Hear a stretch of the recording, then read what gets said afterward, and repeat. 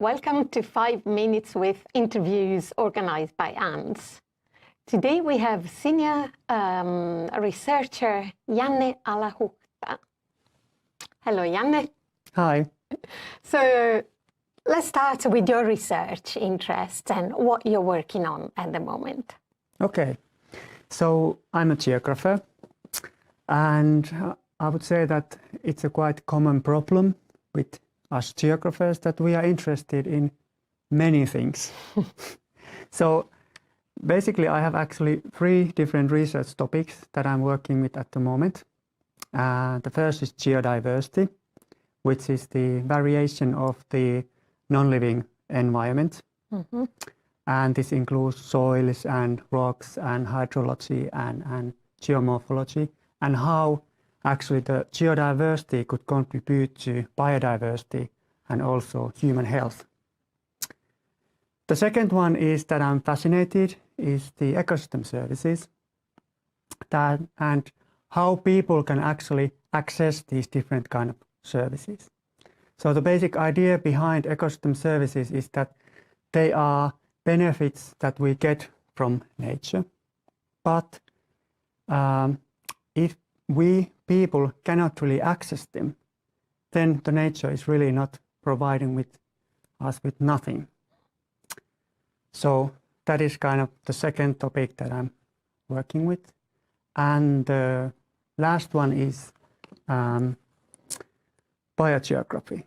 That is something that I really love, and this kind of broad-scale studies related to freshwater biota and also terrestrial wet station, they are really close to my heart.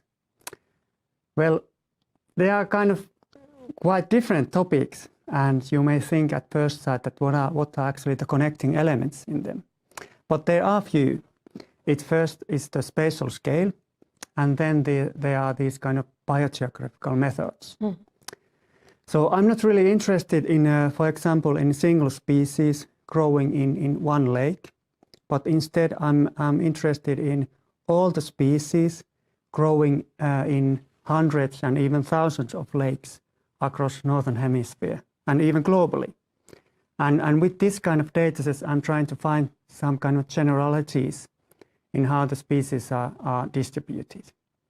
So it's actually this kind of broad scale patterns and mechanisms of this geodiversity, biogeography, and also ecosystem services that I'm really interested in. And the second is these kind of biogeographical methods. So we have been quite successful in implementing these kind of methods to other disciplines, such as geodiversity. And it's really been very fascinating to see that these kind of methods that we are applying on daily basis in biogeography can be so revolutionary in other fields of science. For example, it's in geodiversity. And may I ask you, if you can specify a little bit about this method?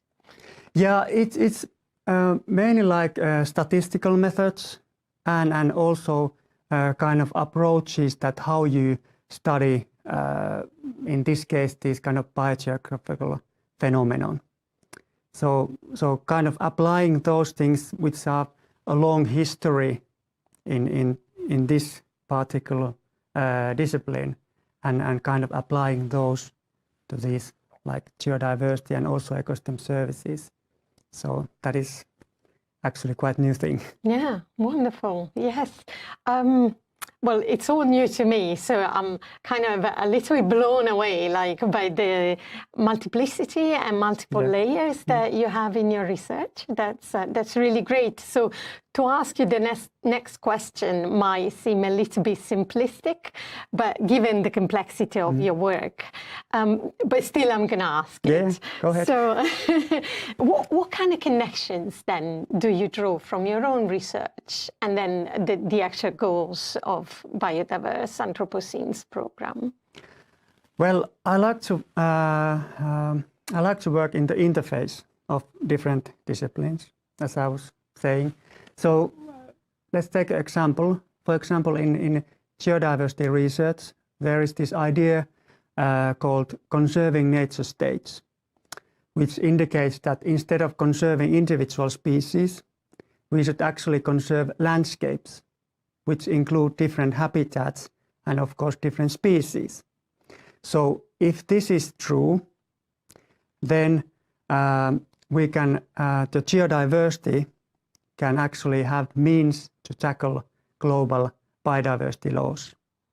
And also, if this geodiversity could contribute to human physical and mental health and well-being, that would also be quite remarkable.